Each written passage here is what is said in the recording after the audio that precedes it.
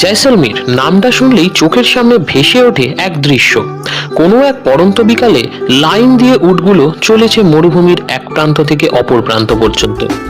চারিদিকে বালির স্তূপগুলো সূর্যাস্তের হালকা আলোতে কেমন যেন সোনালী রং ধারণ করেছে, আর দূর থেকে ভেসে আসছে রাজস্থানী কোনো লোকগীতি। এই দৃশ্যটিকে যদি সামনাসামনি উপভোগ করতে চান, তাহলে জয়সলমীর বেড়াতে আসলে একটি রাত এই ডেজার্ট ক্যাম্পে কাটাতেই হবে। আমার পার্সোনালি রাজস্থান ট্যুরের এই ডেজার্ট ক্যাম্পে কাটানোর সময়গুলো খুব ফেভারিট। আজকে এই ভিডিওর মধ্যে দিয়ে আপনাদের সাথে শেয়ার করব ডেজার্ট ক্যাম্পের ডিটেলস, আর সাথে জয়সলমীরের আরও দুটো জায়গা, মন্দির প্যালেস মিউজিয়াম এবং গাদিসার লেক।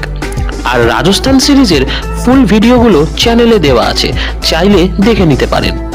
আপনারা যারা এখনো সাবস্ক্রাইব করেননি, বিভিন্ন জায়গার ট্রাভেল ভিডিও দেখতে হলে সাবস্ক্রাইবটা করে নিন। আর যারা অলরেডি সাবস্ক্রাইব করে দিয়েছেন, আপনাদেরকে অসংখ্য ধন্যবাদ। আমি প্রণজিৎ, আর আপনারা দেখছেন ইনবর্ন ট্রাভেলার্স।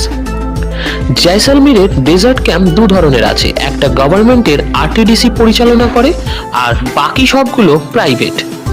এদের সবার প্যাকেজ মোটামুটি সেম, 4 বেলার খাওয়া, সাথে থাকা, আর সাথে ক্যামেল রাইড এবং কালচারাল প্রোগ্রাম ইনক্লুডেড থাকে।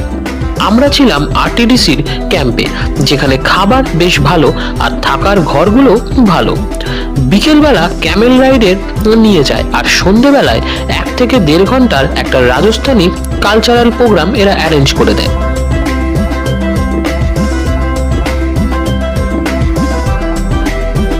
জয়সলমীর মেন শহরে অবস্থিত এই মন্দির প্যালেস মিউজিয়াম, যার বর্তমান মালিক হলেন ডক্টর জিতেন্দ্র সিং। বর্তমানে এই প্যালেসের অর্ধেকটা একটি হেরিটেজ হোটেল, আর বাকি অংশে আছে একটি মিউজিয়াম। এই মন্দির প্যালেস এবং সোনার কেল্লা এছাড়াও জয়সলমীর শহরের বেশ কয়েকটা প্যালেস দেখার পরে আপনারা সোজা চলে আসতে পারেন গাদিসার লেক। এইখানে খুব সুন্দর বোটিং এর ব্যবস্থাও আছে। বেশিরভাগ টুরিস্টরাই এইখানে সূর্যাস্তটা দেখেন। এছাড়াও প্রত্যেকদিন সন্ধ্যাবেলা এখানে লাইট অ্যান্ড সাউন্ড শো এর একটা অ্যারেঞ্জমেন্টও করা হয়, যেটা দেখতে বেশ ভালোই লাগবে।